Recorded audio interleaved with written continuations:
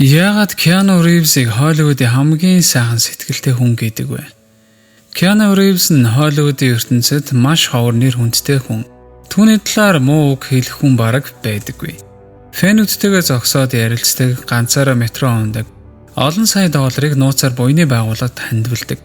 Хамтран ажилладаг бүх хүндээ оддоос эхлээд жирийн ажилтнууд хүртэл чин сэтгэлээс ханддаг тухай тоо томшгүй олон баримт түүх бий. Тэрээр дэлхийн хэмжээний алдартай болсон ч бардамнаж өөрчлөгдсөнгөө. Харин ч улам тайван даруухан энгийн хүн шиг хэвээр үлдсэн хүмүүсийн хүндэтгэлийг төрүүлдэг.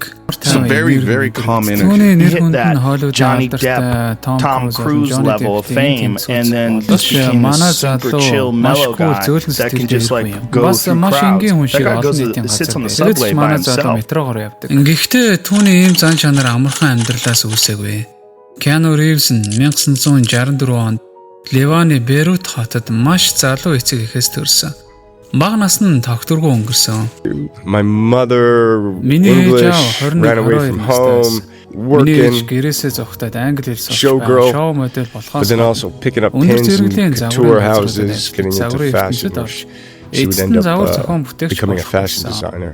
Эцэг эх нь харт амих архины асуудалтай, ээжд нь хүчирхийлэл үзүүлдэг байсан тул Keanu 2 настай байхдаа аав нь гэр бүлээ орхиж явжээ. Үүний дараа ээж нь Keanu-тай хамт олон улс дамжин нүүж Австрали хүртэл амьдарсан бөгөөд эцэст нь Канадын Торонто хотод суурьсан байна. Сургууль түүнд маш хэцүү байлаа. Keanu дислекситэй буюу унших бичгэд хүндрэлтэй байсан ч тухайн үед энэ асуудлыг сайн ойлгодгүй байв. Үүний улмаас тэр олон сургууль дасан зохицож чадалгүй. Хэд хэдэн удаа хөөгдсөн. Багш нар түүнийг ойлгохын тулд хэцүү хүүхэд гэж үздэг байсан гэж байна. Жүжиг, спорт хоёр л түүний амьдралын гэрэл гэгээтэй хэсэг байсан. 9 настайгаас жүжигчний хичээлд сууж, сургуулийн тайзан дээр тоглож эхэлжээ.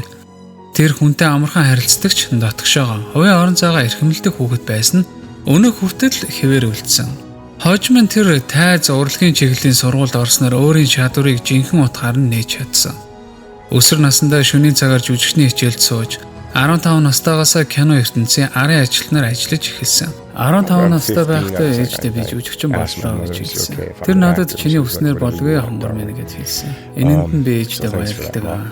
Хэдийгээр хойд эцгийнх нь ачаар салбарын танилуд байсан ч амжилтанд хүрэхин тулд асар их хөдөлмөрсөн билээ. Keanu-гийн амжилт гэнэт ирээгүй.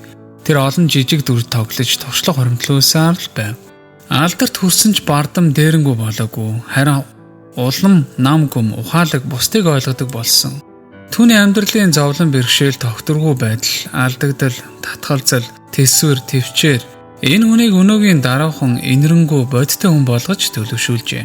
Keanu Reeves-ийн карьер амьдралын замнал 20 настайдаа Keanu анхны машинаа унаад Hollywood руу явсан гэдэг. Тэнд очиод менежер, агент нь түүнийг угтан авч сайхан түүх байна, чамайг харж байгаадаа баяртай байна гэж хэлсэн ч нэг зүйлийг өөрчлөхийг хүсжээ. Тэд түүний нэрийг үзэгчдэд хангалттай тохирохгүй байна гэж үзээд эхэндээ зөвхөн нэрнийх нь эхний үсгийг ашиглахыг шаардаж байсан.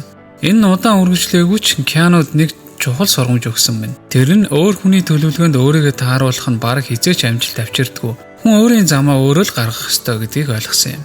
Түүний замнал телевизийн Keanu жижиг дүрүүдээс эхэлсэн. Эхэндээ нэгэн үл танигдах клипийн тоглож, дараа нь бага төсөвтэй Keanu-д жижиг дүрүүд авдаг байв. Харин жинхэнэ ахиц өөрийн амьдралын туршлагыг жүжигтэй шингээж эхэлснээр ирсэн гэдэг. Young Blood Keanu-д тэрээр хоккейн залуу тоглогчийн дүрд тоглосон түүний биеийн хөдөлгөөн бодит жүжиглэлт ямар өндөр түвшинд байгааг харуулсан анхны томоохон дүрүүдийн нэг байлаа. Багада Keanu хоккейг маш их идэвхтэй тоглодог, бүр мэргэжлийн тамирчин болох зорилготой байсан ч нэг эмтэл түүний замыг өөрчилсөн байдаг. Энэ туршлага нь түүний дүрүүдийг маш бодит, үнэмшилтэй болгож байв. Дараа нь тэр Reeves Age зэрэг Keanu-д асуудалтай өсвөр насныхны дүрийг бүтээсэн. Эдгээр дүрүүд нь түүний өөрийн амьдралтай төстэй, эвдэрсэн гэр бүл, хүчирхийлэлтэй орчин байсан тул Keanu өөрийн дотоод мэдрэмжийг жүжиглэлтээр дамжуулан илэрхийлж чаддаг байлаа. Эдгээр Keanu-нууд тийм ч алдартай байгаагүй ч салбарынханд түүнийг жинхэнэ чадвартай жүжигчин гэдгийг нотолж харуулсан юм. Гэвч Keanu салбар түүнийг үнцгийг ойлгосонгүй. Тэд түүнийг зүгээр л нам гүм туранхаа Канад залуу гэж харж нэг хэвийн дөрүүдэд хэвшмэл байдлаар тоглолдог байв. Түүний анхны том амжилт болох Bill and Ted Excellent Adventure энэ кинонд орох хүртэл маш олон шалгаруултанд орж зарим нь бүтэн 7 цаг үргэлжилсэн гэдэг. Кино зураг авалтч удаан гаргах гэж байтал түгээгч компанид давпуурч кино 1 жилээр хойшлогдсон ч түүний карьер зогсох шахсан үе байв. Тэр үед Keanu мотоцикл унаж эхэлсэн бөгөөд 1988 онд бараг амнаас алдах төгсөн осолд орсон. 50 миль цагийн хурдтайгаар огцом эргэлтэн дээр осолдож дэлгүүгээ авахуулах хагалгаанд орсон. Ингэсэн ч энэ нь түүнийг мотоциклоос холдуулж чадаагүй.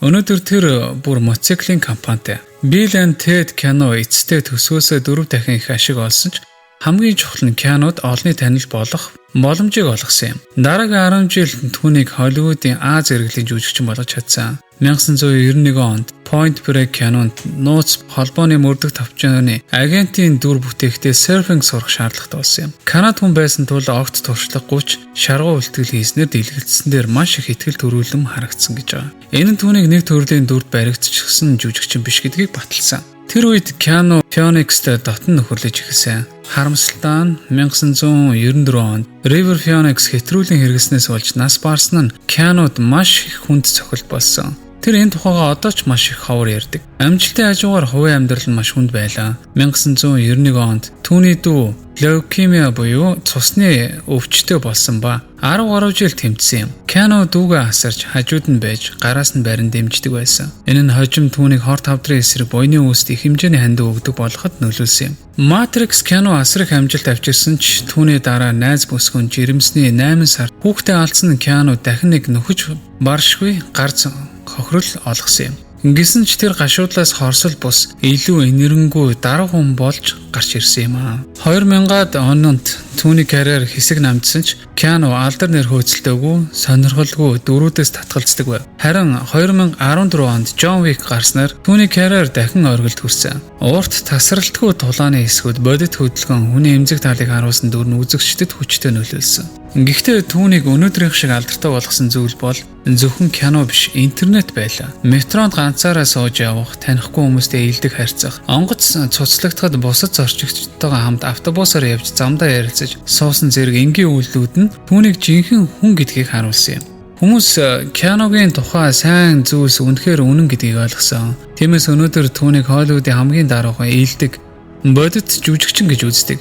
Түүний амьдрал бидэнд нэг л зүйлийг харуулдаг. Алдар нэр, мөнгө, дунд ч гэсэн өөрийгөө алдахгүй байх боломжтой юм.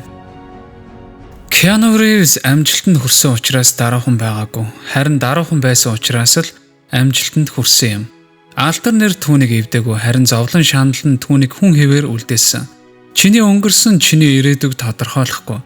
Амьдрал чамайг нугалж чадна. Гэхдээ хүн чанарыг чинь булааж чадахгүй. Үүнийг Keanu Reeves өөрийнхөө амьдралаараа батлан харуулсан юм. Тэр бусдаас илүү байхын төлөө биш, өөртөөгөө үнэн байхыг сонгосон хүн юм.